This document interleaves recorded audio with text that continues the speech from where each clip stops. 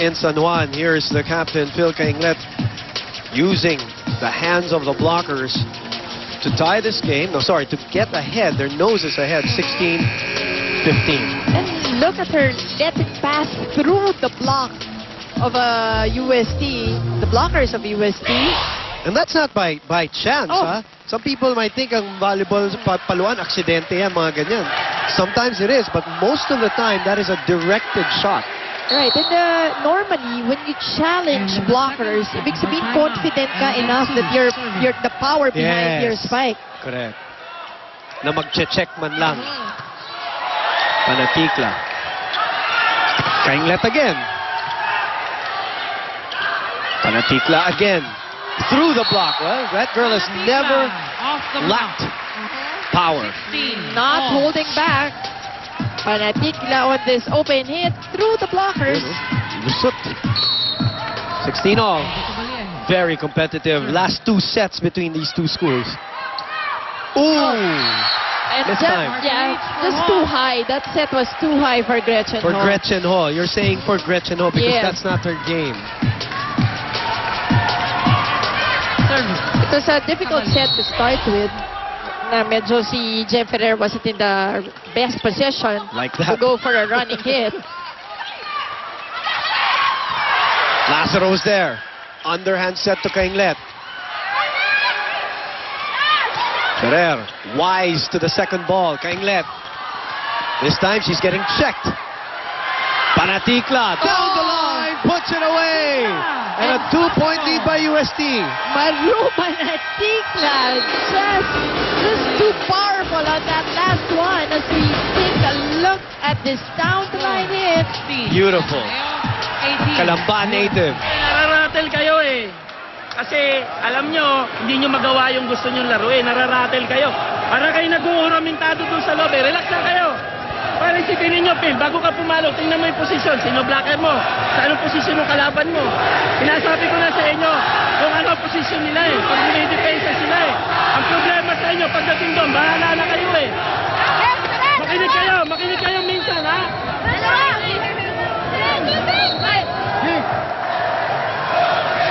The crowd is back into it, especially the UST crowd. And you know, you were right.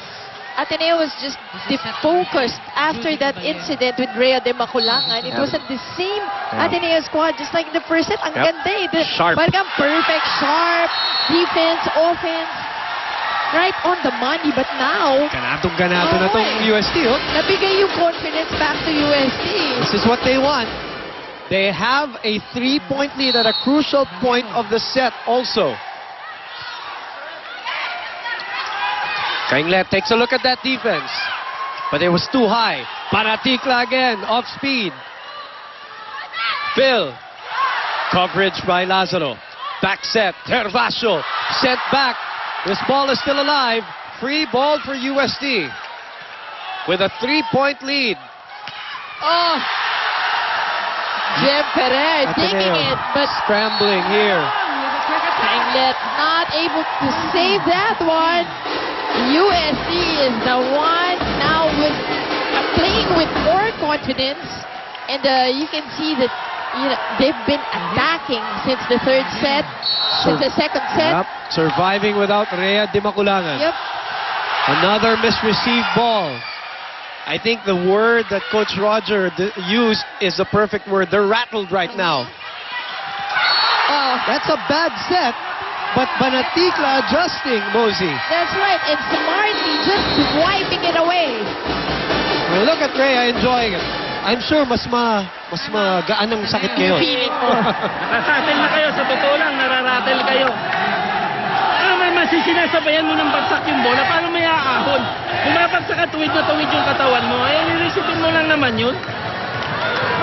Malayo pa sila sa 20, 25. Pero mas malayo tayo, kaya kailangan doblehin nyo yung effort nyo. Ang problema sa atin, ang dami nating error.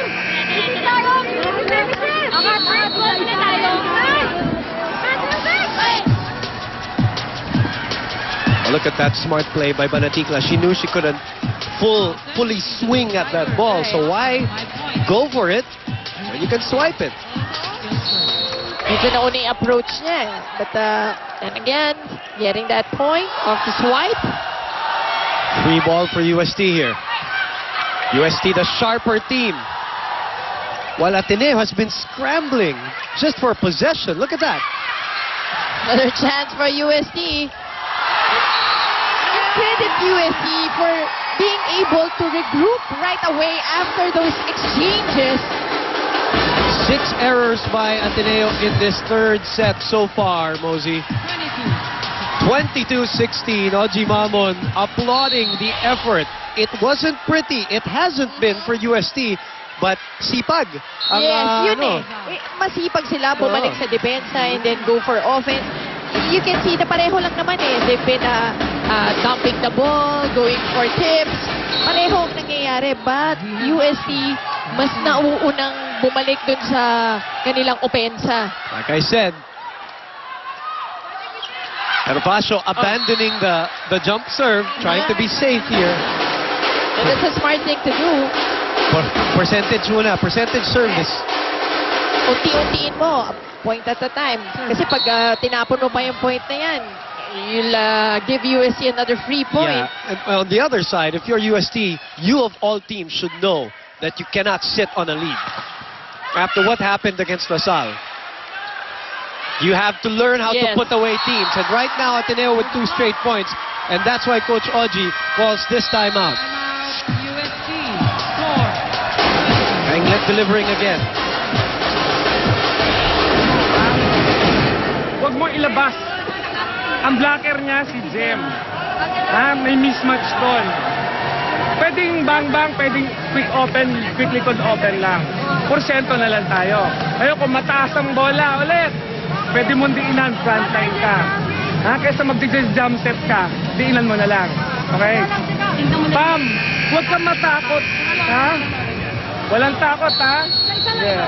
May takot.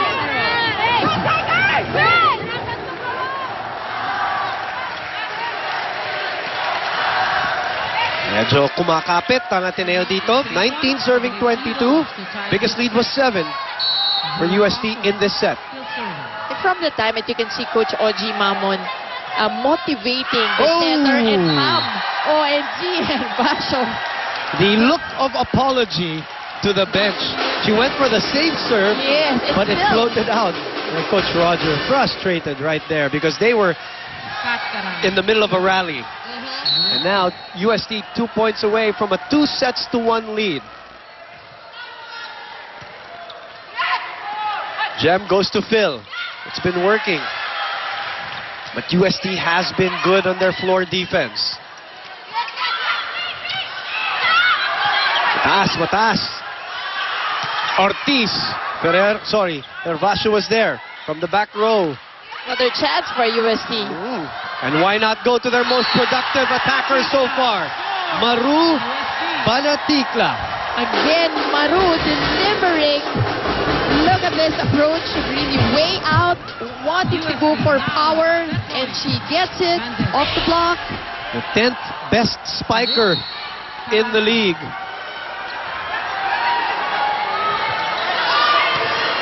And we are at set point. Nope, sorry. UST has done it. 2-1. If Ateneo is going to win this one, they have to do what they did against Adamson University and dig themselves out of a hole. And what about UST without Rhea de Maculangan? That's right.